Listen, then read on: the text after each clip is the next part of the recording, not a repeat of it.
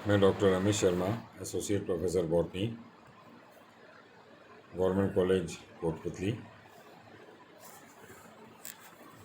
कवक के जनन में दूसरा जो प्रकार है वो अलैंगिक जनन है। अलैंगिक जनन कवक में किस प्रकार से होता है, क्या विधियाँ हैं, क्या क्या संरचनाओं का निर्माण होता है, उसके आधार पर आज हम बात करेंगे कवक में अलैंगिक जनन की।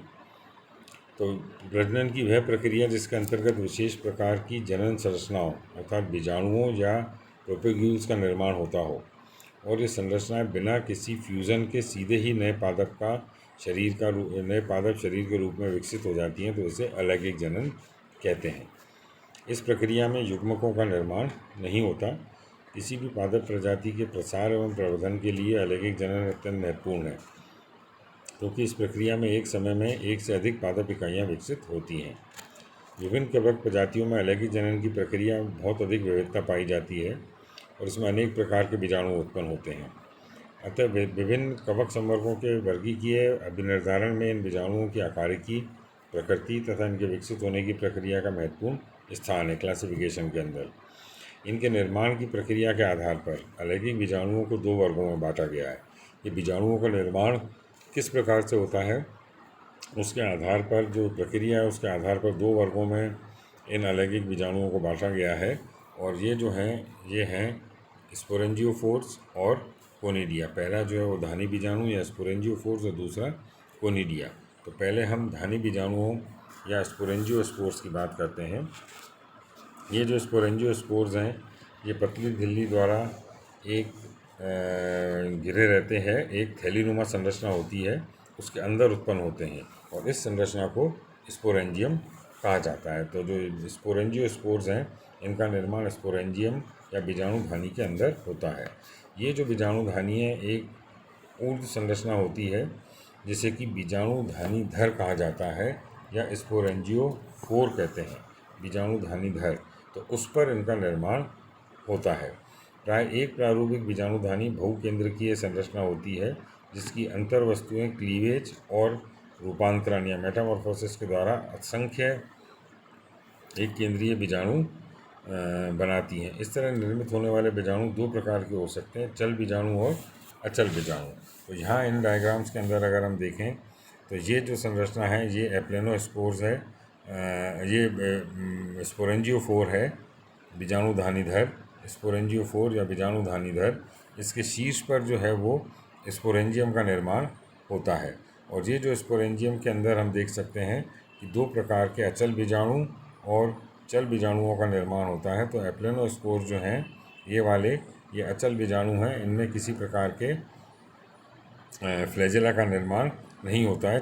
और ये जो जूस्पोर्स हैं ये चल बीजाणु हैं जिनमें हम देख सकते हैं जो स्पोर्स हैं उनमें यहाँ पर हमको जो फ्लैजेला हैं वो दिखाई दे रहे हैं। तो इस प्रकार से चल बीजाणु, अचल बीजाणु, स्पोरेंजियोफोर, बीजाणुधानीधर, इसके शीर्ष के ऊपर जो निर्माण हुआ स्पोरेंजिया का, और उस स्पोरेंजिया के अंदर जो उसका बहुकेंद्रकीय जो रूप है उसमें क्लीवेज और रूपांतरण से एक केंद्रीय बीजाणु बनते हैं जो अचल या चल प्रकार के हो सकते हैं।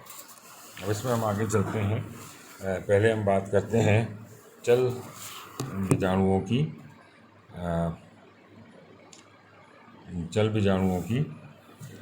बीजाणु जो हैं ये प्राय कशाभिका युक्त होते हैं जो अधिकांशतः जलीय कवक प्रजातियों फाइकोमाइसिटी संवर्ग के कुछ सदस्यों में देखी जा सकती हैं।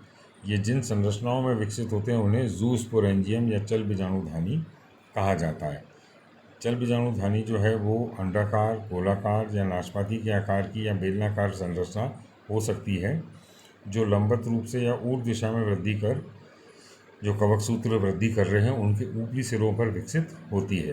फाइकोमाइकोसिटीज़ में पेरोनोस्पोरिल्स के जो सदस्य हैं वहाँ पे कैडुकस चल बीजाणुधानी विकसित होती है, जिसमें विकसित बीजाणु नम वातावरण में तो सामान्य चल बीजाणुओं के समान व्यवहार करते हैं, परंतु जब ड्राई वेदर होता है तो इनका व्यवहार अचल बीजाणुओं के द्वारा के समान हो जाता है और इनके अंकुरण से एक जनन नलिका विकसित होती है।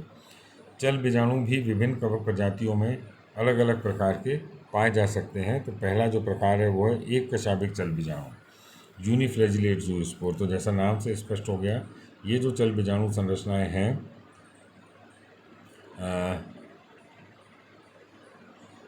इनमें केवल एक चाबुक प्रकार का विप्लेश प्रकार का कशाभिका पोस्टीरियर साइड में पश्च भाग में लगी होती है, जैसे सिंकाइट्रियम में।